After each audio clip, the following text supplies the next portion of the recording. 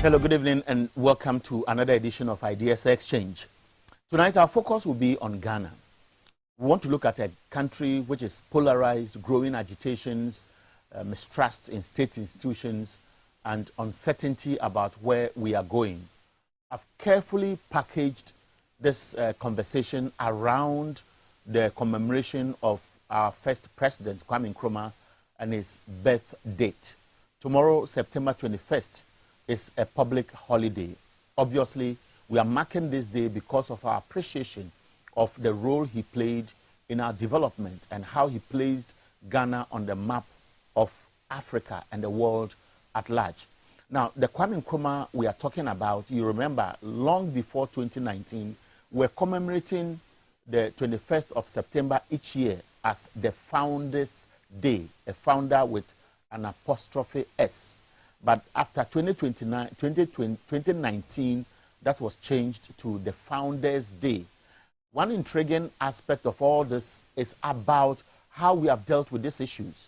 I have some memorable pictures of Dr. Kwame Nkrumah, and those pictures are being shared on the screen. And so this is a man who lives tall, and Kwame Nkrumah has done so much for our country.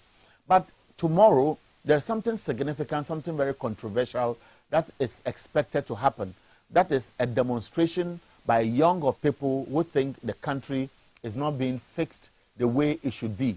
They have been agitating, they have been complaining about bad governance, corruption, and related issues. And of course, today, our conversation will be with one of them on what has been unfolding over the past 24 hours. Now, even before we go after those ones, I want us to look at our past presidents. And I want to ask you this question to reflect. What do you remember? What legacy have these presidents left behind? What makes them stand tall? When we talk about democracy and democratic governance, when we talk about corruption and the development of this country, which of them? And so you realize that long before the 1992 Constitution, we had coup d'etats, but Dr. Kwame Nkrumah, and so you see that we have put together his picture and that of two other presidents who came after him. So you have Dr. Kwame Nkrumah's picture, and of course, you would also see, and of course, please, producers, don't confuse me. I've put together pictures of our former president. They are named 1, 2, and 3. And so let's speak to them, yes. So we have Dr. Kwame Nkrumah, we have Dr. K. Buzia, and we have Dr. Hila Liman. These presidents have done their part. But if you look at all these presidents, which of them made a mark? Of course, we all know Dr. Hila Liman didn't have much time to govern because he was also taken over by a military regime, and of course, so was Dr. K. Buzia, who eventually was kicked out. But all of them may have done something small in their lifetime as presidents. Then we have the 1992 Republican Constitution, which also saw new faces. So Jerry John Rawlings was a long-time president as a military ruler, transformed as a democratic government led by him. And of course, we have John Agyekum Kufuor and Professor J.E.A. Mills. So you would notice that Jerry John Rawlings served for 8 years, January 7, 1993 to January 7, 2001. John Agyekum Kufuor served for 8 years, full term. Professor J.E.A. Mills served for only 3 years, 199 days. Of course, all of us know how this ended. And then we have, as late as we speak, the former president, John Dramani Mahama, who was also in office for 4 years, who is about to end his 8-year term, God willing, and he has so far been in office for 6 years, 256 days and counting. Now, if you look at all the presidents whose faces I've just shared on the screen, which of them can you proudly say is helping to push our democratic governance forward? Now, while I am preparing to introduce my guests, I have footages of some achievements that we can talk about when we make reference to our first president, Dr. Kwame Nkrumah.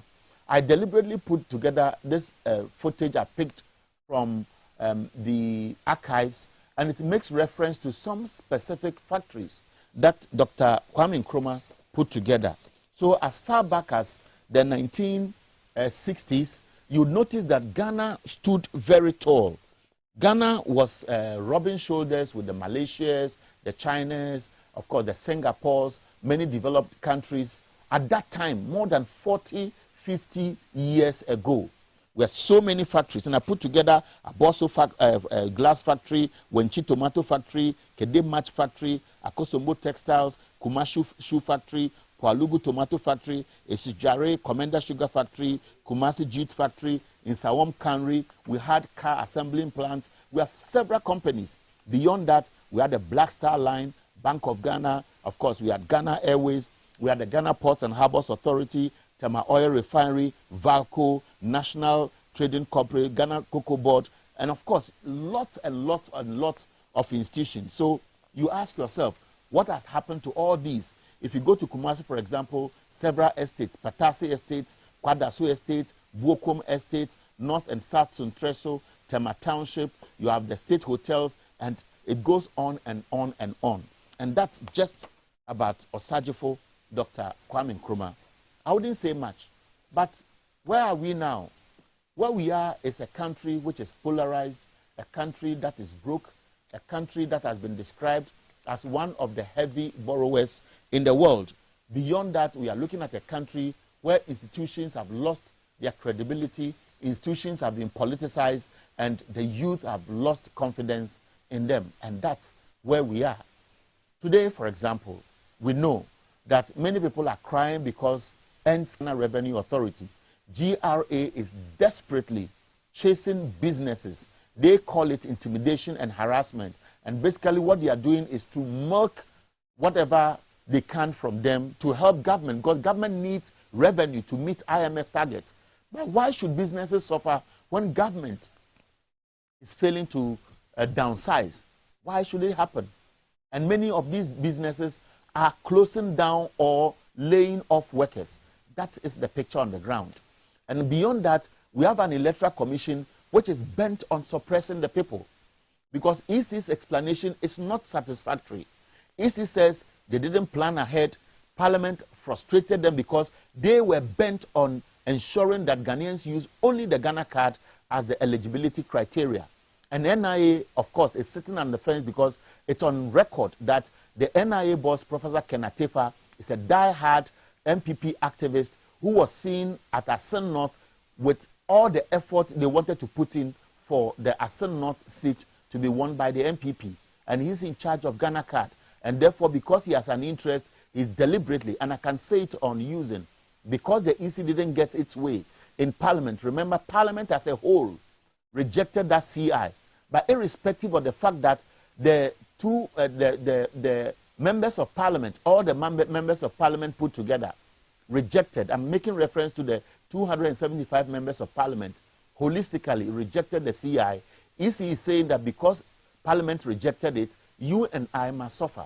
And we know the frustration on the ground. Today, there's some document that is being circulated, and that is, and I'm adding up to the agitations, the polarization, and of course the national security threats. This document is leaked from the office of the National Security Secretariat in the Volta region. And as my producers will share, a lot of people are queuing in some of the constituencies or districts in the Volta region to get their Ghana card. It is very instructive because before 2020, the borders were closed. Ghanaians were tagged as Togolese, and they prevented them from registering. Now we are getting closer to 2024. And if you look at this from the regional liaison officer of the National Security Secretariat to the Volta Regional Security Council, and the statement basically is talking about observation of Electoral Commission's limited voter registration. And it talks about the fact that, and I want to read briefly, the Electoral Commission limited voter registration exercise is taking place in all 18 district and municipal assemblies in the Volta region. The centers, long and border districts and municipalities have been heavily crowded with long queues. The NDC members are covertly busing first-time voters and have agents recruiting and smartly facilitating foreign nationals both within and across the Togo-Ghana border. Communities have been assured of rewards for higher registration records. Little is seen on the side of the MPP. The MPP is showing more interest in visits by presidential aspirants. The Vice President, His Excellency, Dr. Baumia, is currently in the region convincing delegates in the constituencies to vote for him. The visitations, and it goes on and on. It's a serious statement. Of course, I believe it is true. And I'm sharing this unless the National Security Secretariat issues a statement to counter this and help us to believe that this is not true. But there is every reason to understand why this must be an issue of concern. We all know that tomorrow there's going to be a demonstration, picketing at the Jubilee House. This is supposed to be a 3-day exercise. They are going with their mattresses, mosquito nets. People are supposed to serve them foods. Now, just about 24 hours or less than 24 hours to their plan injunction, which I'm sharing with you on the screen. And this injunction basically is advising people not to join the protest. It's interesting that the police will wait at this last minute, just as they did to the minority when they wanted to picket at the Bank of Ghana. Tonight, I'm going to have this conversation with one of the conveners of Rice Country and how they react to the attempt to scuttle what they want to do. Solo, you are welcome. Thank you very much. You must be tired. It's been a long day for you. Of course it is. It has been. We were on board since some time now trying to organize and fix things. I had a longer preamble which was supposed to give a summary of our Ghana today, looking back to 1957 with our first president, Dr. Kwame Nkrumah, who we are going to celebrate tomorrow because he would have been 114 years if he were alive. Now, if you look at some of the issues I raised, how do they come across you? Thank you very much, my brother. Kwame Nkrumah, our president, or Sajifo, the late, goes down to become the biggest president Ghana has ever had in our republic.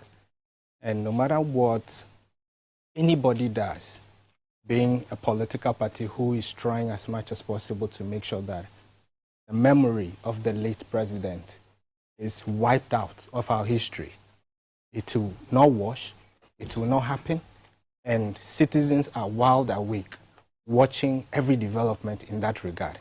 Let me say authoritatively that till now, we can never compare any president we have ever had in the Fourth Republic to the late president Osajifo, Dr. Kwame Nkrumah. This is a man whose vision is so big that yet, as we sit here, no president has ever showed that vision that this man ever had.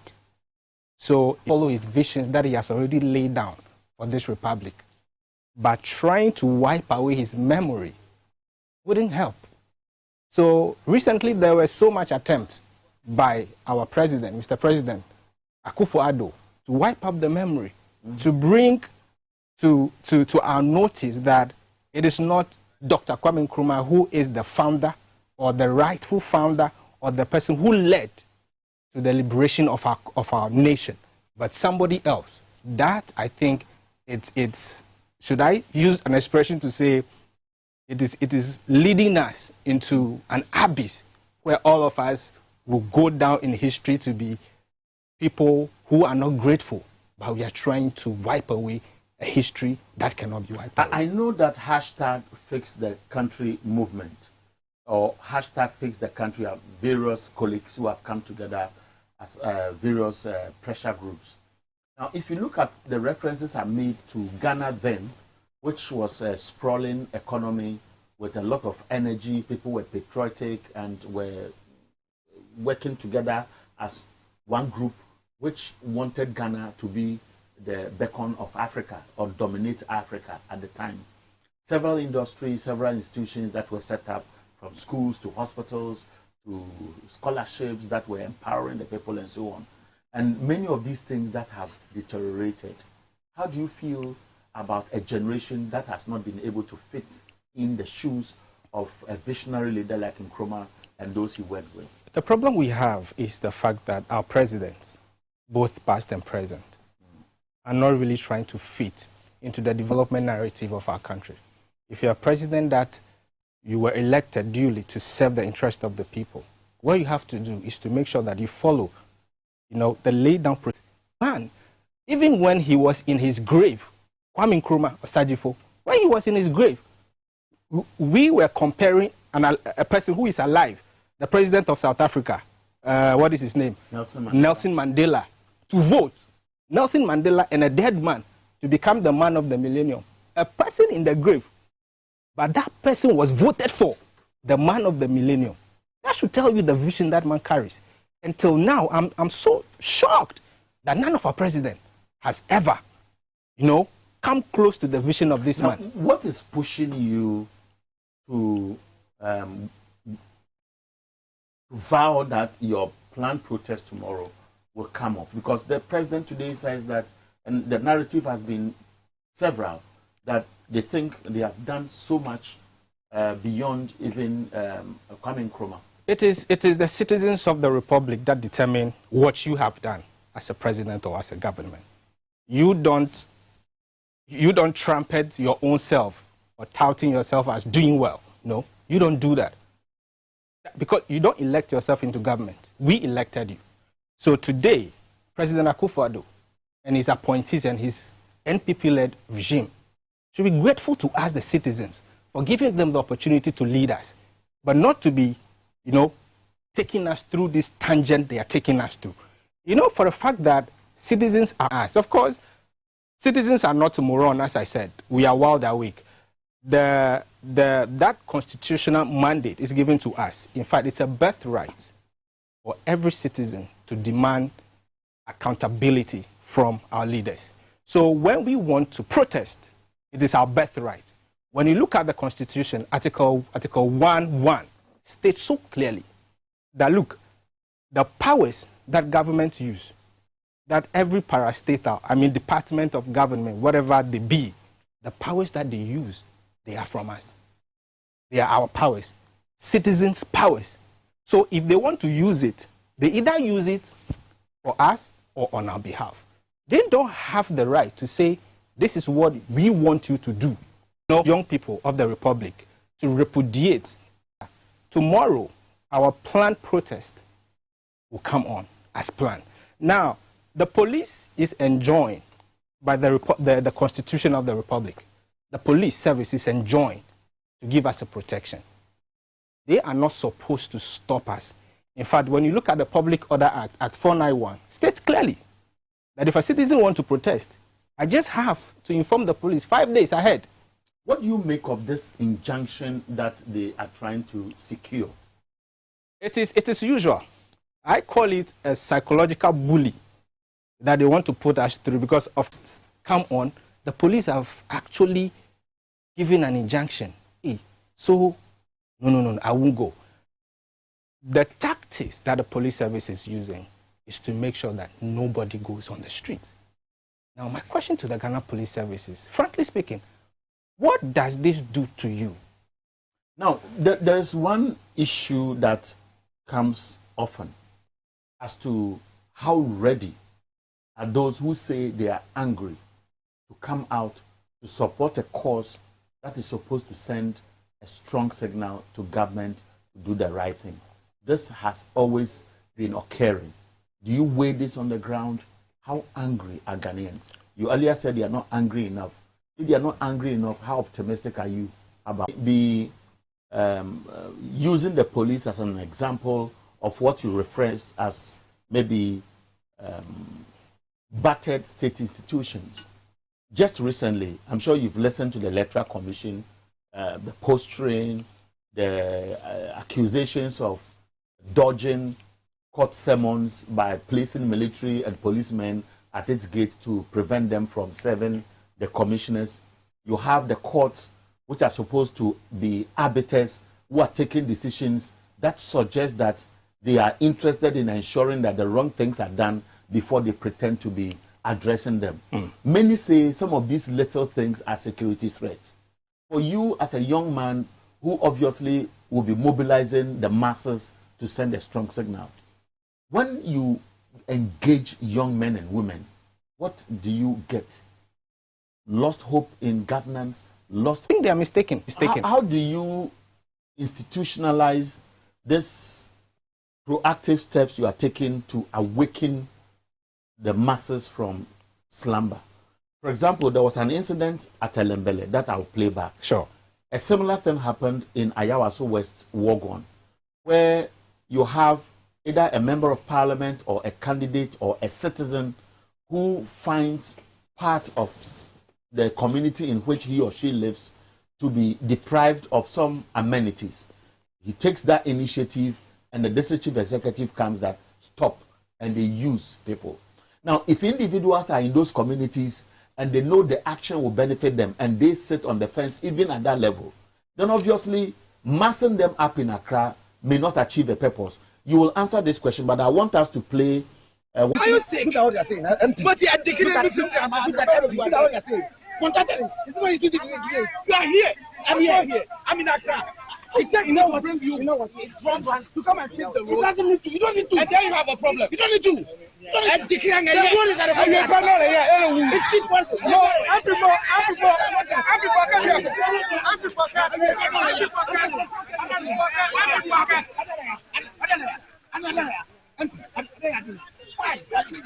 So why? Why didn't you fix it? Oh, I'm so angry. How can you do that? This is a big deal. How can you do that? Let's solve this issue. Yeah, so that's Elembele, and a member of parliament who is a deputy minority leader thinks that a road is bad, it's not being fixed, there's going to be a festival. He has ordered somebody to come and level it. A DCE goes there that road stations search trains, because it doesn't occur to me as if they care. You see, I'm going to speak to the police service of the Republic. The way the police service is putting fear in Ghanaians not to come out on the streets to protest is the Ghana Police Service to know that they do not have an allegiance, or they do not owe allegiance to any political government, but they have a duty to protect us. They are enjoined by the Constitution to give us protection. We have the right to protest. All they have to do is to say, oh, where are your routes? How do you want? When? Let us give you protection. That is what the Constitution said they should do.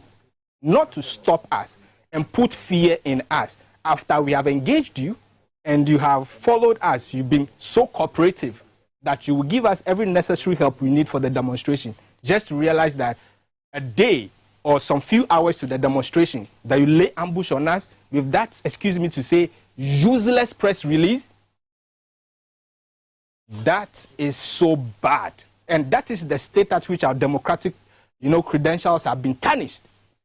Okay, so that's what I'll do. I know you have some documents you want to share with us. Sure. We will share them on the screen shortly. Right. But I want us to take a break, because tomorrow something exciting will happen here on TV XYZ. It's called something special to commemorate Kwame Nkrumah's birth date. Your veteran broadcast journalist, Kwesi Chei Dakwa, will be the host of this very special program.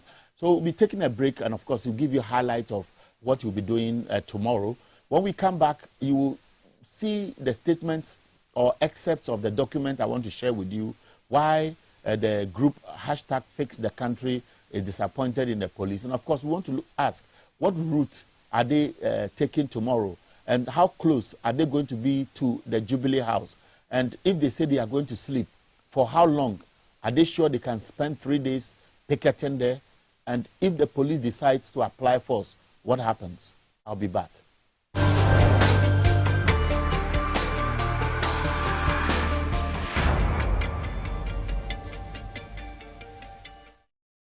Ghana Muntie. Went out his way to make the gold. Omaya so afọ mpanimfo bi beboa aye nara ekoji oman eye oman boy hiafo na ebi nso ba hia bobo wobefoma wonara won ho ni won ebusuafo we na esi ahwe ne yehye no nso na ye kan nso se wo ma ye papa no yemfo mu nsiye na oman a enhye na kogi aman ne kuni so menkro yare mu weda etoso aduonu ba ko no kwaredifo obehye bibremboafo okuni ni ne Ghana oman asoafo panyi a odem befu a osagefo Dr. Kwame Nkrumah animonyam abakwasem yi mu chiamani okodro ni no kwaredifo na KKD ebe fene be ni je amon bapa biara yawada anopa nondu ekosi dubaako enefa yetwa wo bia efeyi 5-star Movenpick Ambassador Hotel, the finest productions and Studio 502 na edio Sajifo special every wiase nyinara ewo TV XYZ frawadofo no ebusuafo na montina se oman homeda yawada yiara yenti abakwasem wo TV XYZ,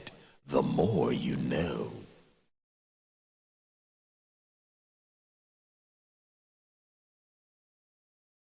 Upon your arrival, you are introduced to your butler, who plans your itinerary. So many activities, all in the same premises. Visit the gym or the stables, they have it all. At my break, I'm aiming to practice my putting.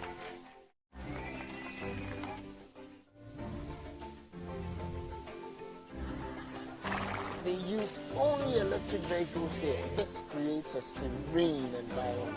I'm told it's over 1,000 acres. My cabin here sits on 2 acres with a large terrace space overlooking my private swimming pool. Now this is royalty. They have their own farms, thousands of fruit trees. I can also have my lunch here at the waterfall. Quite a beautiful place you have here, sir. Your betting game just got better with WinSlot. Do you want to know how? Let's find out. WinSlot is a legit gaming platform that offers you exciting wins and bonuses. As a top gaming platform in Africa, we offer packages you can't refuse. We've got 70 plus amazing games like the Aviator games, spins, slots, dice games, and many more. And the perk is you're guaranteed a user-friendly interface, a fast loading speed, free deposit, and super fast withdrawals. And all the cash outs are in real time. So what are you waiting for? Register for free at www.winslots.com.gh today and win big with WinSlots now. WinSlots, win some. This advertisement has been vetted and approved. 18 years. Gaming can be addictive.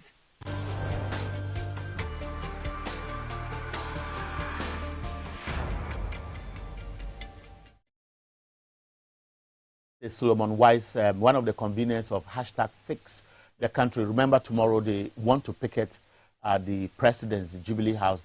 Some call it Julobi House.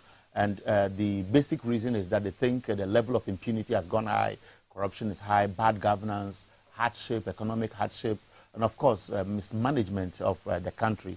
So these are the reasons why they want to go on strike. They issued a statement today, and I want to read that statement with you. It says, our attention has been drawn to the last-minute press statement released by the Ghana Police Service claiming that they filed an application to prohibit the lawful exercise of our right to demonstrate.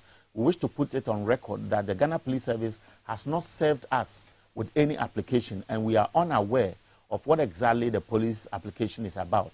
Further, we want the general public to know that throughout our engagement with the police, they kept a ruse, making us believe that they will respect the law and fulfill the obligations under the Public Order Act. We are appalled by the desperate and likely partisan attempts by the police to disrupt peaceful and democratic mobilization of our upcoming Occupy Julobi House picket. We invite the general public to disregard a statement which is riddled with misinformation. Our picket will proceed as planned. We invite the general public to assemble at the 37 Trotro station at 6:30 a.m. tomorrow for onward march to the Julobi House.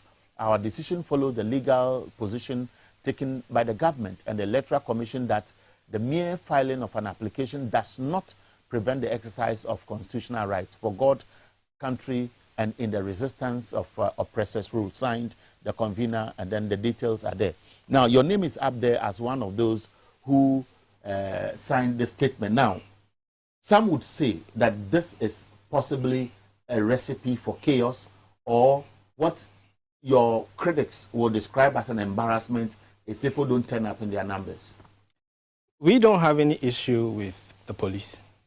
We are citizens, and we are law-abiding citizens. We want to exercise our democratic rights as enshrined in the Constitution to demonstrate. It is not something we have to beg the government of the day for. It's not something that we have to beg the Ghana Police Service for. But it is our birthright. That is all that we want. And the police can only help us by giving us protection. If they so think that they don't have to give us protection, they can't stop us from going to the streets. And we will go to the streets lawfully, peacefully. But they can block you from getting... Feel like our democracy is under attack.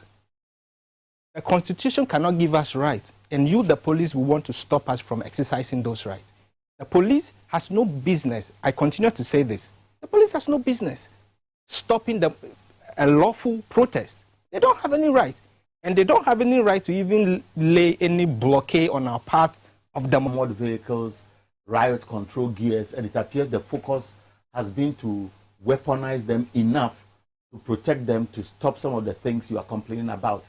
And they will be there in their numbers. We don't want to disorganize anybody. We are lawful abiding citizens. We are law-abiding citizens. We want a peaceful demonstration to make sure that our grievances are heard. What is so big about this? Now, you heard Jean Mensah and her posturing. You've listened to our president or this government where there have been several calls, downsize, do A, do B, do C, which will help you, and they are not listening. So it will look as if they don't just care because they have taken us for granted, or they think we just make noise, we don't bite, and they will have their way.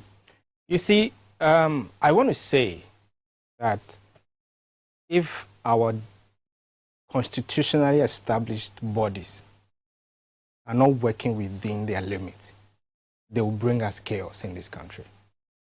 I don't want us to believe that it is the protest that the civilians want to that will bring chaos into this country. It is the brazen attack that these constitutionally bodies are disregarding their lawful, duties. That is what is going to bring us chaos in this country. Madam Jean Mensah has no right to be doing what she's doing, if not because Mr. President has secured her.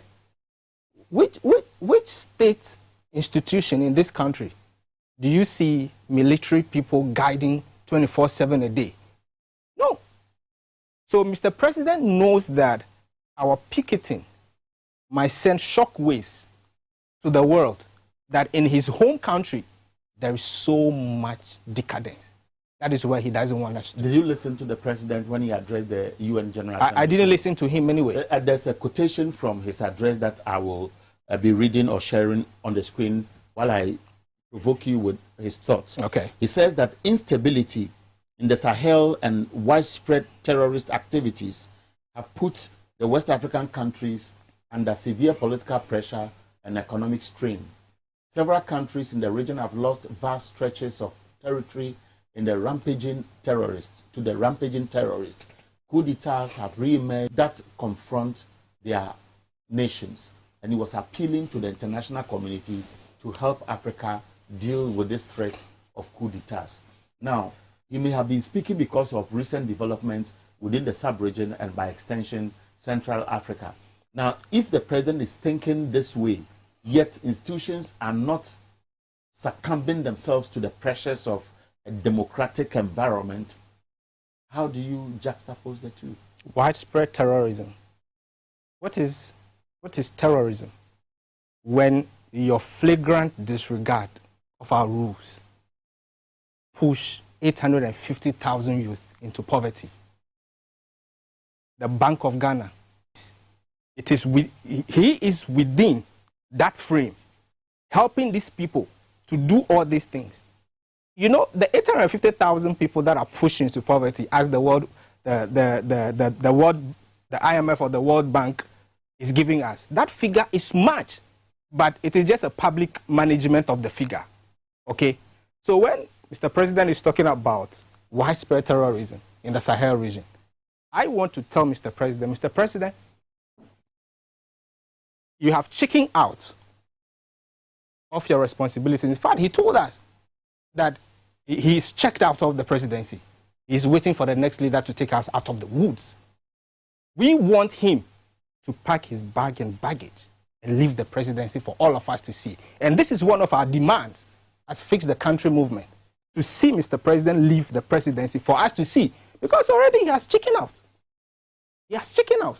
So when he is talking about widespread terrorism, the widespread terrorism is happening in his own country, where he has monitored or superintended over a Bank of Ghana, who has printed in excess of 80 billion Ghana cedis. What is terrorism if we cannot define this as terrorism? You sound bitter. Because I'm speaking the mind of young people in this country. There are young people in this country today who has no decent jobs, who cannot eat 3 square meals a day. There are young people in this country who are owing people because the economy has been shattered. Can you think or imagine that a country of our population, one person, such humongous amount of money will be found in the bedroom of just one person? And I bet you, look, the reason why the revolution happened, these are some of the reasons why. Because the day that thing happened, if we should keep hostage all the MPs and all the ministers in this country and check all the houses, the monies we'll find will be a security problem. A security problem. And this is the widespread terrorism in our country today, Ghana. Akufo-Addo should not sit aloof and go outside and behave as if all is well with Ghana. All is not well. And tomorrow, we are sounding that, you know, that warning to the world that all is not well with Ghana. Ghana is in the news today. Have you heard that we are first on the list of the IMF? We are the first country who has borrowed so much. Is that not terrorism? But even today, the minority is flagging the 10 oil field project where over $435 million is supposed to be collateralized to raise about $600 million loan. Without recourse to Parliament. But do you think that maybe over the period, it would appear as if almost every institution, including Parliament, is not able to hold this government accountable? Parliament is doing its best, I should tell you. Parliament is doing, and we should be very grateful to the minority. If not because of the minority, a lot of things would have passed through the bridge. A lot of water would have passed through the bridge. So credit should be given to the minority in Parliament. They are doing a fantastic job. And this flag, the red flag that you've just mentioned, if not because of the minority, it would have happened. It would have happened. So, Mr. President, we want your resignation. We are advocating that you leave the presidency peacefully because already you have chickened out. How prepared are you for tomorrow's protest? Because you made mention of staying there for 3 days. Water, mosquito nets, beddings, and so on. Are you going there with them, or people are supposed to come with them? Well, as I said early on, we are not having ammunition in our disposal. We are not having guns. We are not having machetes. We are not having armored vehicles. We are just going there with ourselves. We're going to picket for 3 good days. And tomorrow, targeted. We are in our country. Are you not scared of your own life? Why should we be scared of? We are in our country. This is our motherland. I cannot go to Kenya and want to picket. I am in my own country. Bomawo feels like he was framed and he's supposed to be facing court. And that was supposed to cow him. Don't you feel same? You see, that is the democracy which is under threat. Democracy is supposed to be speak. Let me speak. Now, you have spoken. You have mismanaged me. You have misruled me. And you have the guts to tell me that I should shut up. Who does that? What should it take to fix the country groups to advocate for right things to be done when we have capable or equally capable bodies who must represent the moral society appear to be quiet? And I'm talking about trade unions to groups like maybe the Christian Council, the Peace Council, because they are privy to all these issues. And these councils are made up of people with backgrounds who appreciate the youth and their thinking, security threats, and so on and so forth. Why should it fix the country? My brother, because some of these voices are no more interested in the Ghanaian enterprise of growth. They are no more interested. Maybe they know best why they are no more interested. You are mentioning Guta, you mentioned Peace Council, and you mentioned other ones. Guta might be fighting for her own people, but are they fighting for everybody? If I'm not under the umbrella of Guta, it means that Guta is not fighting for me. If it is about the Peace Council, we should not even go there. Because for so long now, the Peace Council has gone to hibernation. We don't hear them anymore. We don't see them work in interests of the Ghanaian. So their existence is just, should I even say, just for us to know that we have a peace country in the country, a peace, what is their name? Peace Council in this country? No, we don't have them because we are not feeling their presence. Have you lost hope in this country? That is why it is taking the Fix the Country movement to call government. Will you lose hope one day in this country? I, as a Ghanaian, cannot lose hope in the building Ghana enterprise. I cannot lose hope. Because if I lose hope, it means that I have lost my destiny and the destiny of my children and my children's children. How about those who continuously sit on the fence, yet are worried about what is going on? How do you feel about such people? It is because of the fear, the psychological bully that the forces, the security forces in our nation has put into them. Somebody is a breadwinner of the family. He's saying that why should I go on a demonstration? If I go and a bullet enter me and I die, what becomes of me? And the question we have to be asking is, this democratic exercise we are doing, it's supposed to be about the people, but not about any Article 71 holder. No, it is not about any Article 71 holder. And one of our demands, actually, is we want an adoption of a new constitution altogether. We want an adoption of a new constitution. That is one of our critical demands.